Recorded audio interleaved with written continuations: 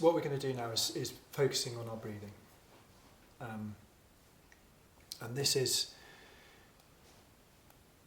probably the most popular type of meditation in the world. It's the one most people know of.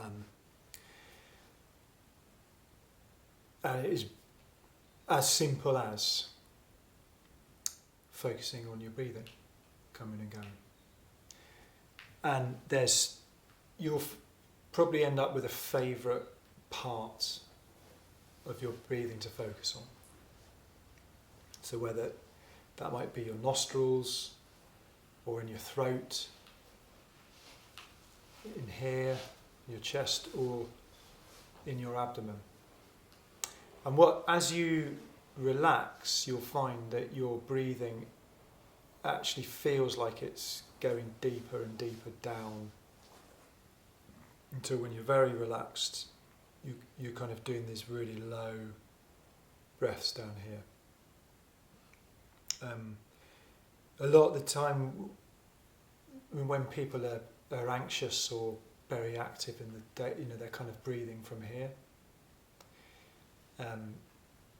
But a more relaxed breath is down here. But you don't want to try and force the relaxation by saying, right, go on breath, get down there. You just start with wherever it is, and as you relax, it will naturally go down that way at its own rate. You don't need to force your breathing into any particular part. And if you like to focus up here rather than down, there's nothing wrong with that. There'll be a place, and through the practice, you might change where you might start focusing here, and then after a while you might think, oh yeah, it's more in the throat. Yeah, nothing wrong with that. And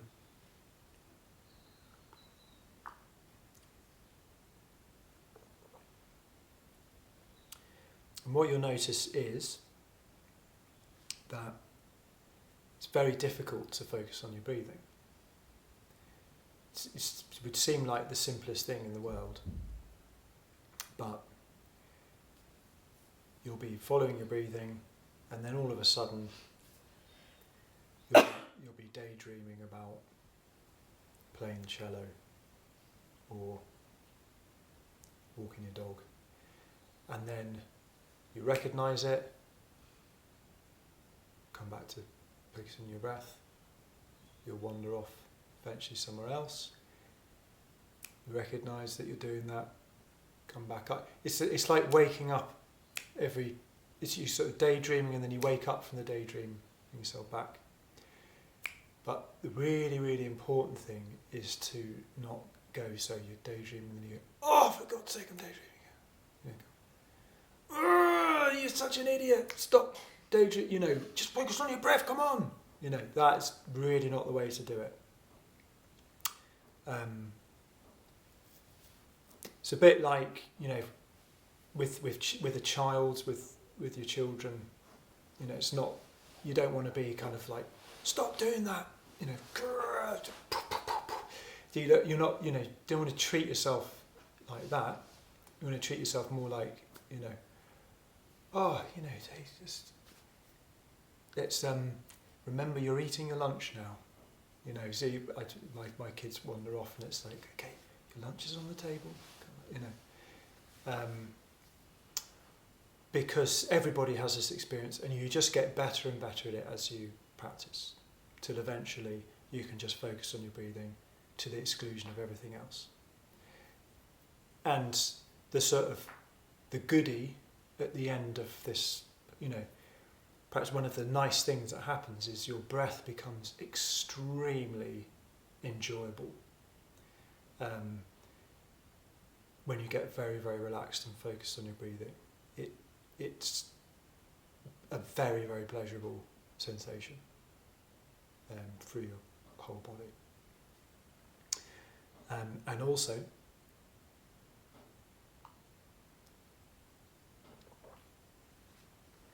you develop what's called one-pointed concentration, which is a really useful life skill. So, if you're doing filling in your tax return or something.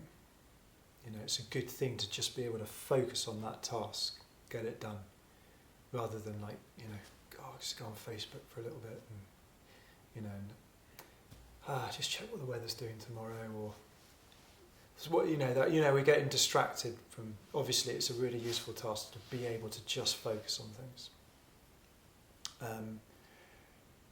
and it helps all the other types of meditation practice you do, because you can actually focus your mind on the task at hand. And one of the other great benefits of it is coming back and focusing on your breathing can really get you out of some sticky situations. So say you feel like you're going to be hijacked by some powerful emotion that's just, you can feel it's going to derail this moment, or say you're in a friend of yours, you can feel a confrontation coming on, and you're really in danger of saying something you're going to regret. That kind of situation. If you have the ability to really focus and go into your breathing, it can just pull you out of that. It's almost like you can feel yourself being sucked in to something a place you don't want to go. Not because I'm not saying I'm against confrontations and conflict and speaking the truth to people, but that there are times when it's like, oh, I don't want to go where we do not want to go where we're being pulled here. And if you develop the ability to just focus on your breathing and really go into it, it can actually just bring you back down from that, ground you, give you a bit of space, and then you can ground you into your truth, because if you're just going with the emotion, then something's going to come out that might not be true, and that's the thing that you're going to say that you're going to regret, because you're going to regret it because it's not entirely true. So then you say you've grounded yourself, then you can actually speak in a way that you want to, whatever that is. Or an example I like to use is I did a skydiving course, and the first time I went up in the plane I was absolutely terrified of what I was about to do, and because of my practice of meditation I was able to just focus into my breathing, and your breathing's linked into all the nervous system and calm. When anybody's getting stressed out, everyone always says, just take a breath, or 3 deep breaths, because we all understand that breathing is the key to chilling out. And so when I did the skydiving course, I just focused on my breathing, and it really helped me calm. What I was doing was still terrifying, but I felt much calmer about it because I was able to get out of my mind and into my body and just breathe and let my body know it's okay. Millions of people have jumped out of planes with parachutes on, it's okay. And how the first meditation helps with that kind of thing is once you realise you're not your thoughts, you can, or your feelings, you're more than those things. You have feelings and thoughts, but you're not entirely those things. And you can disidentify from them and go into your breath. Whereas if you haven't had the experience of disidentifying from your thoughts, it's difficult to let go and go right into your breathing. So it's how these two practices work together. Okay, so what we're going to do is we're going to do 20 minutes of focusing on our breathing, and just try and keep in play this feeling of effortless awareness, because that can really help. You don't want to get the focus on your breathing to become really, really tight and bound up like that. the Buddha has a famous saying where he said, when you're playing a lute, the string doesn't want to be too tight or too loose. It wants to be the right tension for that note. And the way you can have that right tension is by having in play that kind of relaxed, expansive awareness that's just effortlessly aware. Yeah. So when you notice yourself daydreaming, you just very kindly bring yourself back to your breathing. So, who's got something to share?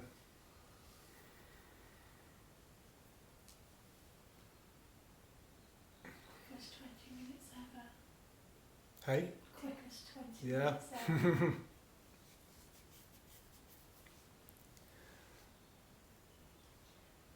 So, do you think you fell asleep? No, No. I've really got into it. Yeah. So say more. It just felt right. It felt normal. I think I do a lot of it without actually even realising I do it. I think maybe when I do a lot of blocking, that's why I do. And now I feel really, really relaxed. Cool.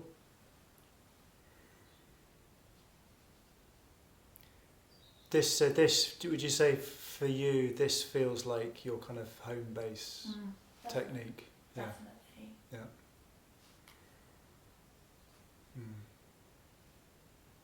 Yeah, it's good. You look like you've had a good session. I'm just walking up.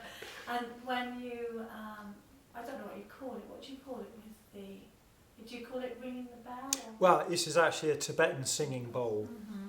but I've just been calling it, ringing the bell. Yeah. So once you did that, I jumped because I was so into the rhythm Yeah. of the breath that it felt very strange. And actually, I wouldn't stop straight away. I couldn't stop straight away. I wanted to repeat that process 1-2 more times before I came back into the room. No, I think that's an important thing to say. Is you never want to snap out of a deep state of concentration or relaxation.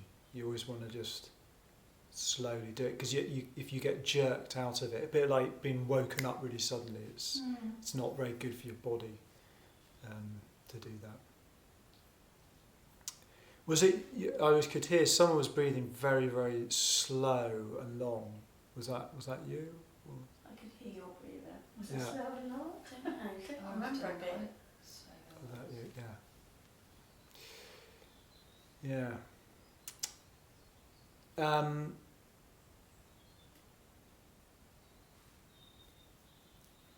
So this is a so two things can happen with this type of meditation. One is it develops a very concentrated, focusing mind, and then the other side of it is this kind of relaxation side of things. And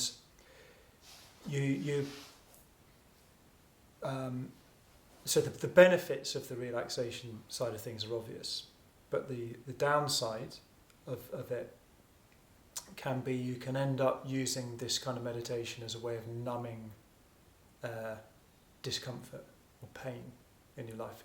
The same way someone might reach for an alcoholic drink or some medication that I can't remember all the names of them, but Xanax, that's an American one, isn't it? Or Valium or something like that. Someone might become addicted to that as a way of just taking the edge off life, and there is a place for doing that. That's can be an important thing to do. Sometimes life can be a bit raw, and sometimes it is the right thing to sort of medicate your way through a rough patch. So you could use this type of meditation as a way of having a bath in just the relaxation of it, and slightly dissociating a bit from one's troubles. But if that was to be a practice that was like a long term, I'm not saying this is what you were doing. This just occurred to me as a negative side of using this practice. And this can happen with people that do this over the years, as they just sort of retreat from living. There's a joke, not quite a bad joke, by some comedian, which I picked up from some podcast I was listening to, where this guy said, I broke up from my girlfriend because I wasn't into meditating and she wasn't into living, was the thing. And what he was suggesting by that was this person was just sort of meditating in a way to escape from life. And it's a complicated topic because, sometimes it's a good thing to escape from trauma in your life. But there's a time and a place for it. But eventually, people do have to face, what life's thrown at them if they're going to, learn to cope with things like that. So it's one thing to keep an eye on. It's like, why are you meditating? What's your reason to do it? Are you doing it to become more aware or awake in your life? Are you doing it to deal with chronic pain? Are you doing it as a way to avoid discomfort? Are you doing it in a way to bring more relaxation into your life? Are you doing it to help with sleep, or are you doing it to become more creative? It's good to understand why you're actually doing it as a practice, because people can end up having some unhealthy motivations for doing it. So I just wanted to put that out there, to just keep an eye on that. And I'm saying that from personal experience, that I have noticed I've used meditation at times in my life to dissociate from difficult, I've gone through a difficult period in my life, and meditation's been my kind of sanctuary. And there's an upside to that and a downside. The upside is that it is a healing, sanctuary is a healing place, but at the same time it's a way of avoiding life, the poo hitting the fan. And ultimately a more mature practice and a mature a mature mind and emotional, the person who's developed more along those lines is more able to tolerate pain in life without having to dissociate from it. So there's a really important distinction between disidentification and dissociation. So the first type of meditation practice we were doing, I was trying to guide you to disidentify with all of the things that are arising, to find this infinite formless spaciousness which can contain all of this stuff, and feels there's no urge to alter what's happening in this moment, because from that perspective this is perfect. Even though life's crazy, from that perspective it's perfect, it doesn't need changing.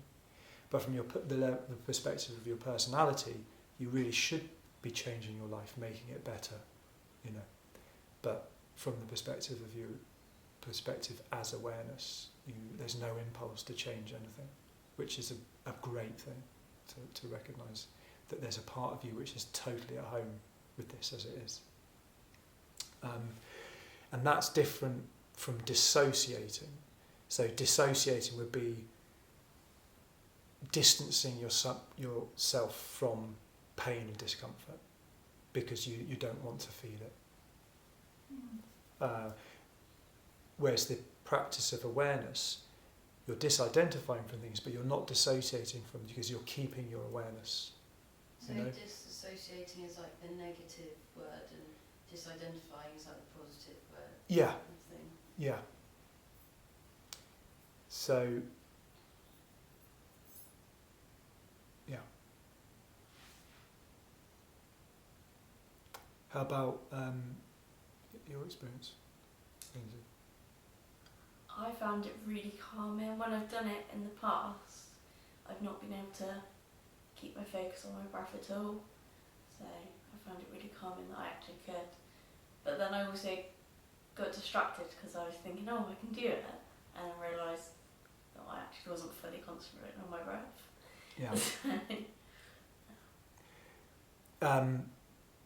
With those, the amount of time it takes to recognise that you've wandered off, that gets shorter and shorter as the more you practice, until you can even see yourself as it happens.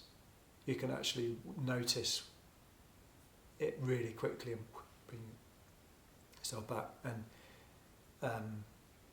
it's really important to just set yourself little goals, baby steps really, because that creates this positive feedback loop of like, oh, I'm succeeding. And then that happens rather than that one. Yeah. So good for you. Was there a particular place in your body where you felt most natural? My nose, and then I wouldn't notice like a sensation as my breath went down, and then my stomach, I'd feel it like go down there. Cool. How about you? I had a really uncomfortable experience. I feel like quite sensitive at the moment, generally, and I just went downstairs and had like 3 spoons of peanut butter with a date on top. That's quite like rich, and I was feeling to where my breath was going, like to what point, like to my chest, and then when it got to my belly, it was like my stomach, sorry. It's like I couldn't push past that, and I started to feel really sick, like, oh my goodness, and then it was like panic, like, oh no, do I need to go and throw up? And then it like brought up some emotional stuff. Like then I started to think about Harry and like associate this is a guy that I like who's very unavailable. Like associate that sicky feeling with this situation, and then I was like, what are you doing?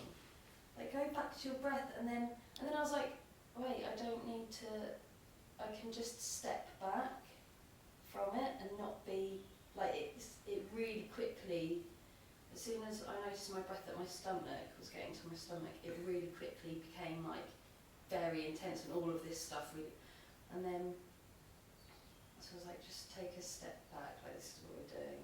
And then I managed to breathe past my stomach and a little bit deeper, and then I could breathe deeper, but a few times I had to keep just taking that step back because I felt quite sick.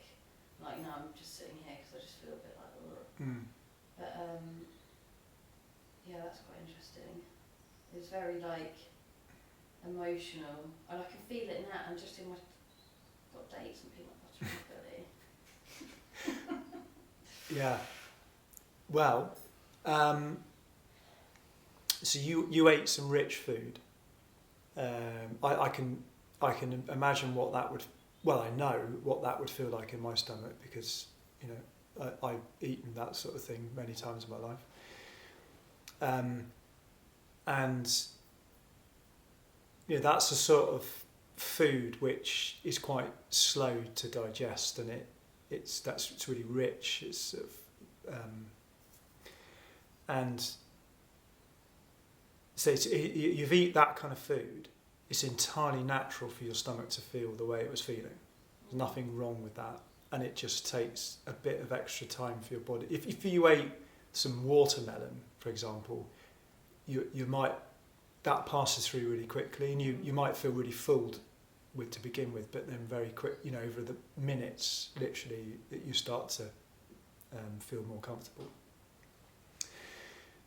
So if you've eaten, if your stomach's full of food, you can't force your breath into your stomach because it's just too full and it's uncomfortable, and your body doesn't want your breath to go there. So that's why I was saying earlier, just wherever your breath wants to go, that's okay. And we have this sort of feeling that deep breathing has to always be down here. You can breathe into your chest in a relaxed way. So you don't have to force your breathing down into it. And a negative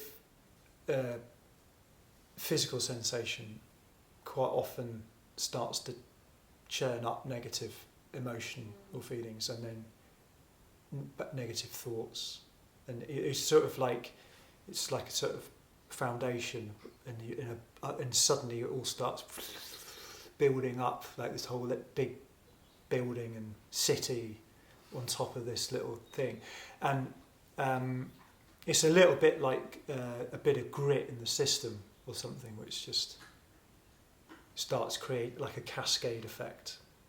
But what you were saying, which was interesting, is that, and this is like the heart of this practice is the ultimate act of simplicity. To just follow your breathing, it's like you just could not do anything more simple than that. And so what you're doing by doing this practice is you're voluntarily doing the most simple thing you can do in your life, versus all the complex stuff out there. So this sensation in your stomach was drawing you out into all of this complexity, starting to think about, this guy and your feelings and your the food, and should I eat and that, but this and all these feelings coming out, and you're being drawn into this complexity, and recognizing that happening and coming back to your breath is going back to that simplicity. And one of the things that happens with a meditation practice is you start to feel opposites kind of coming together, like you start living a paradox where you've got this simplicity and the complexity happening at the same time, and you can kind of choose where you're going to go. Sometimes you want to go right into the nitty gritty and all the detail and complex stuff, but other times you want to just keep it simple. And this is a way of recognizing a tendency that we all have to just get lost in all of these details and patterns and connections, and I'm not saying that's a bad thing. All of that's fascinating and interesting, and all the stories we tell about everything, all of that stuff's amazing. But this practice helps you develop the ability to recognize that there's this simplicity at the same time.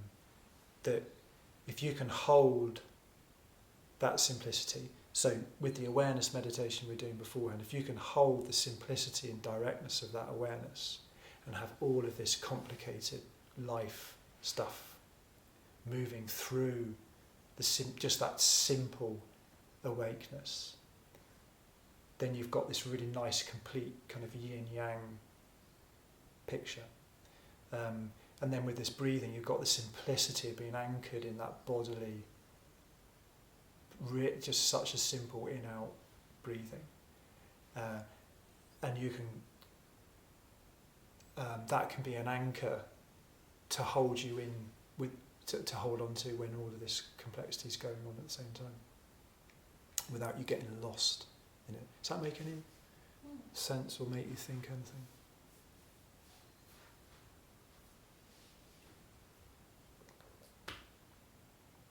My So- stomach's just like Your stomach, you're getting drawn down into the simplicity of that peanut butter.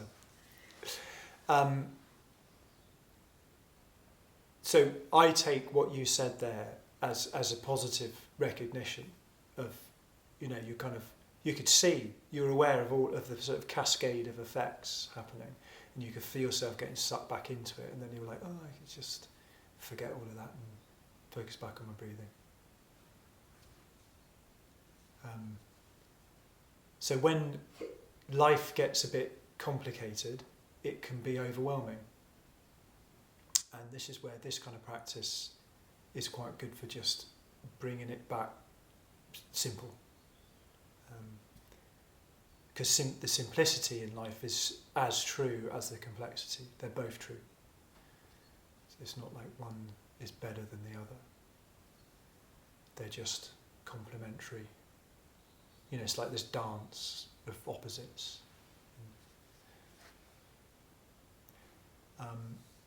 But after you've done that meditation, then you can start analysing all the things, like, why was I thinking that? And, oh, that's interesting. That's made me think, I've had this realisation about whatever. But you leave that till afterwards, You won't forget. No, if it's an important thing to remember, you will remember it. Sometimes you can think, oh, I should probably write this down or something, while you're meditating. Just forget it. If it's an important thing, you'll remember it at the end. So has anyone got any more questions before we finish for lunch? I was just going to share something with you. Both myself and Lindsay were subjected to alternative nasal breathing once a week in work, where it was mandatory we took part. And we all had to sit in staff briefing and take part in this alternative nasal, where you blocked off one part of the nose and then you breathe through the other. And it was the most awful thing I've ever done in my entire life. I used to hyperventilate, and I don't know whether it was the fact that we were being asked to do it around lots of people who we didn't necessarily have the best of relationships with some of them, or whether it was actually just the fact that we were being made to do it anyway. So it was very difficult for me to see any benefit in it at all. But it actually used to, instead of making me feel more ready and prepared for the day, it actually used to really stress me out. Was that the sort of thing that happened to you? No, for me, because I would always hear the little giggles, so I always found it quite amusing, because you'd catch a certain member of senior staff trying to keep their composure, so I found it quite amusing. But yeah, see. Is that for balancing? Is that supposed to balance you out? Well, do you know what? I think that was part of the issue as well. It was never really explained to us why we were doing it. No.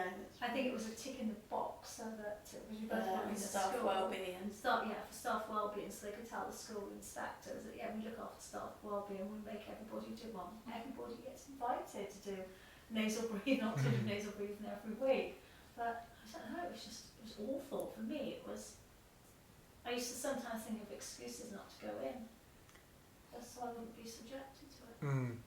Yeah, it's a pranayama practice, which is like a sort of yoga thing, and it's to do with subtle energies in your body, what's called prana in India, and chi in China and places like that. It can be quite uncomfortable if you've got one side of your nose blocked.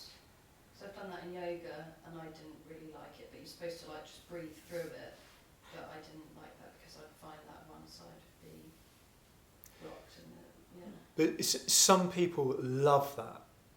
So for some people, so you love this breathing meditation we've just done, and some people like that, alternate nostril breathing as much. That's their thing, and I think probably what you're objecting to is someone saying, right, one size fits all, this is it, everybody, doesn't matter who you are, what your preferences are, we're all going to do this. There's something a bit unnatural about that. It might be better to say, well, here's 3 different breathing practices. Pick the one. We're going to try all of them. We pick the one that you like, and then we'll start the day with 5 minutes of everybody doing their preferred breathing practice. Might have been a better way to go. Maybe from what you said earlier, maybe I should actually go away and try it in my own time, in my own space. Yeah. What sort of effect it would have on me then. One thing, so some of these practices which are to do with the subtle energies in your body, they're actually quite complicated, and there's a whole science around it, and a long tradition of thousands of years of people doing these practices, and they normally happen within the context of lots of other practice and preliminary training and stuff. And if you just pluck a practice out of that and start doing it, you might end up with problems, because they're not necessarily standalone practices. So I would always recommend doing those kind of practices with someone who's got a 20 years experience with it or something, or has actually learnt it in a proper school or tradition. Because if you start messing around with in Western science, we might call it sort of bioenergetics, or electromagnetism, or what those kind of things. It's all just different words for the same things. If you start messing around with that in a kind of haphazard way, people end up getting weird things like migraines and bowel problems, and all sorts of bizarre things can happen. So I'd be a bit careful with that.